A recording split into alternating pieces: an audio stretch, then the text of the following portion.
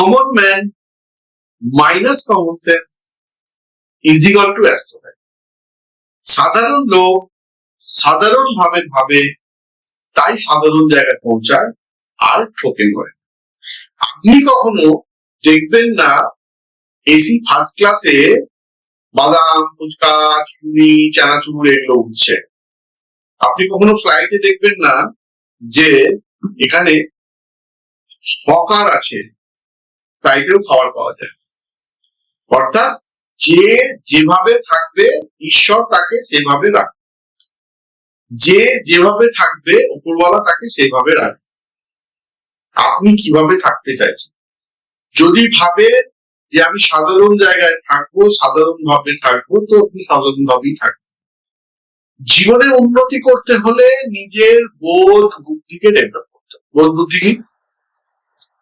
কেউ কিছু করলো, ও কি করে উন্নতি করলো ওকে দেখে হিংসে না করে আপনি যদি ভাবেন যে ও কি রাস্তা দিয়ে গেছে, সেই রাস্তা দিয়ে উন্নতি করছে, সেই রাস্তা যদি আপনি খুঁজে বের করতে পারেন, তাহলে আপনি উন্নতি করবেন। ঠিক তেমনি আপনি যদি ভাবেন যে জ্যোতিষীর কাছে গেলাম, এখন বেরিয়েছে না ব্রেসলেট, ওই মানি ম্যাগনেট, তারপর কচ্ছপ, তারপর বিভিন্ন ধরনের বেরিয়েছে, এইগুলো যদি রাখলে আর সবসময় যদি পুজো করতে, দেখবেন কিছু লোক এসে ফেসবুকের ইউটিউবের মধ্যে 2 দিন জ্যোতিষী হয়েছে, 4 দিন জ্যোতিষী করছে, ইউটিউবে এসে জ্ঞান দিতে শুরু করে দিচ্ছে, এই পুজো করুন, ওই পুজো করুন, সেই পুজো করুন। আমার কথা শুনুন, আপনি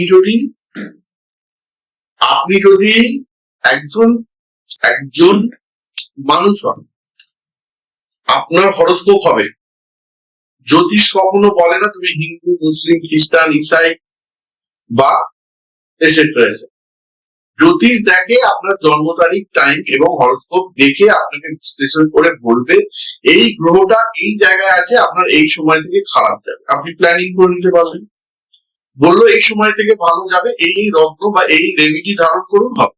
কিন্তু জ্যোতিষী আপনাকে বারবার বলবেন আপনি এই পুজো করুন, সেই পুজো করুন, খালি পুজো পাঠেই আপনাকে ব্যস্ত করুন, বা এখানে এটা লিখে রাখুন, অনেক টাকা হবে। যদি এরকম লিখে রাখলে টাকা হতো, পুজো করলে টাকা হতো, বা পুজো করলে বড়লোক হওয়া যেত, বা অনেকে না আমাদের দেশে পুজো করে, বিশ্বকর্মা পুজো হয়, কালী পুজো হয়, মা কালী, আমিও মা কালীর ভক্ত, সেটা ধর্মের ব্যাপার। ধর্মের সঙ্গে জ্যোতিষকে গোলাবেন না, তাহলে কিন্তু আমাদের দেশে যা পুজো হয়, আমেরিকা টেকনোলজিতে এত আগে হতো না, চীন টেকনোলজিতে এত আগে হতো না, রাশিয়া টেকনোলজিতে এত আসুন, আমরা তো বিশ্বকর্মায় স্বয়ং বুঝতে হবে। আপনাকে নিজের বোধ বুদ্ধিকে খরচ করতে হবে, করে সঠিক সময়ে সঠিক জ্যোতিষ।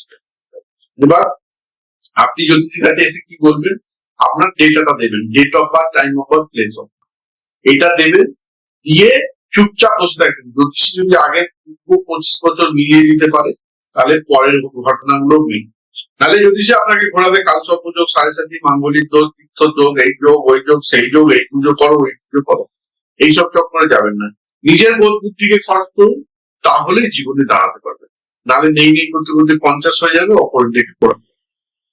অর্থাৎ সাধারণ ভাবে বেঁচে থেকে লাভ নেই। এলাম খেলাম মরে গেলাম, এই টেন্ডেন্সি ছেড়ে আজকে থেকে এলাম খেলাম, কিছু করে গেলাম, দাগ কেটে গেলাম, ছাপ ছেড়ে গেলাম, এবং সঠিক টাইমে সঠিক জ্যোতিষীর কাছে আসুন, জীবনে উন্নতি হবেই। এবার আপনি বলবেন জ্যোতিষী চিনব কি করে? এইটুকু বোধ বুদ্ধি আপনাকেই খরচ করতে হবে। কারোর ঘর হয়ে গেছে, কেউ টিস্যু ছুঁয়ে দিচ্ছে, কেউ পা ঠেকিয়ে দিচ্ছে, ভালো হয়ে যেত, এরকম যদি হতো তাহলে পৃথিবীর সব হসপিটাল বন্ধ হয়ে যেত। মানি ম্যাগনেট করলে যদি মানি আসতো, তাহলে পৃথিবীর রিজার্ভ ব্যাংকই বন্ধ হয়ে যেত, রিজার্ভ ব্যাংকে সব টাকা চলে যেত। অর্থাৎ সাধারণ ভাবে ভাববেন না, একটু অন্যভাবে ভাবুন, জ্যোতিষকে সম্মান করুন, সঠিক জ্যোতিষীর কাছে আসুন, জীবনে উন্নতি হবে, হর্ষই পৃথিবীর কেউ আছে। আজকে এইটুকু, নমস্কার।